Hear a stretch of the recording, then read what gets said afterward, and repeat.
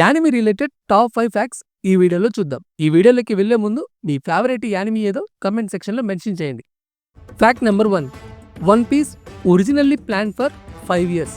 One piece creator Eiichiro Oda initially ఈ స్టోరీని 5 ఇయర్స్‌లో కంప్లీట్ చేద్దామని ప్లాన్ చేశాడు. స్టోరీ సింపుల్ పైరేట్ అడ్వెంచర్‌గా స్టార్ట్ అయింది. కానీ స్టోరీ ప్రోగ్రెస్ అవ్వగానే వరల్డ్ బిల్డింగ్ చాలా ఎక్స్పాండ్ అయింది. Different islands, political systems, powerful characters and deep back stories. Audience response కూడా చాలా హ్యూజ్గా ఉండడం వల్ల ఓడా స్టోరీని ఎక్స్పాండ్ చేశాడు. ఇప్పుడు 25+ ఇయర్స్గా వన్ పీస్ కంటిన్యూ అవుతుంది and it became one of the longest and most successful manga or anime series in history. ఒక small pirate story global legend అయింది. Fact number 2. Dragon ball global anime expansion. Dragon ball 1984లో మాంగాగా start అయ్యి later anime adaptation వచ్చింది. Initially జపాన్లో popular అయింది. కానీ 1990sలో ఇంటర్నేషనల్ బ్రాడ్కాస్ట్ స్టార్ట్ అయ్యాక especially in US, Latin America, యూరోప్లో హ్యూజ్ ఫ్యాన్ బేస్ క్రియేట్ అయింది. Dragon Ball Z global TV ఛానల్స్లో టెలికాస్ట్ అయ్యి చాలా కంట్రీస్లో కిడ్స్ అండ్ టీనేజర్స్ని అట్రాక్ట్ చేసింది. చాలామంది ఆడియన్స్కి యానిమే ఇంట్రడక్షన్ డ్రాగన్ బాల్ ద్వారా జరిగింది. అందుకే గోకు గ్లోబల్ యానిమే కల్చర్కి సింబల్గా కన్సిడర్ చేస్తారు. Fact number 3. Demon slayer broke all time records. Demon slayer Mugen train 2020లో రిలీజ్ అయింది. జపాన్ హిస్టరీలోనే all time highest grossing movie అయింది.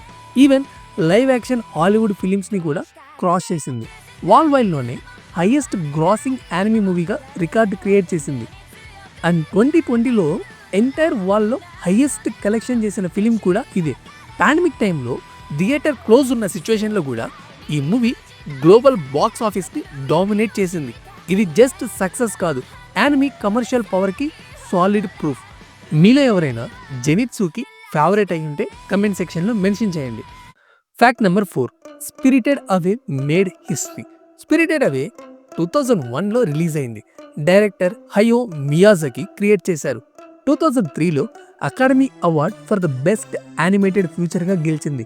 ఇది ఆస్కార్ గెలిచిన first non English animated film. అంటే హాలీవుడ్ డామినేషన్ టైంలో Japanese anime film world stage మీద biggest award గెలిచిన మూవీ కూడా ఇది.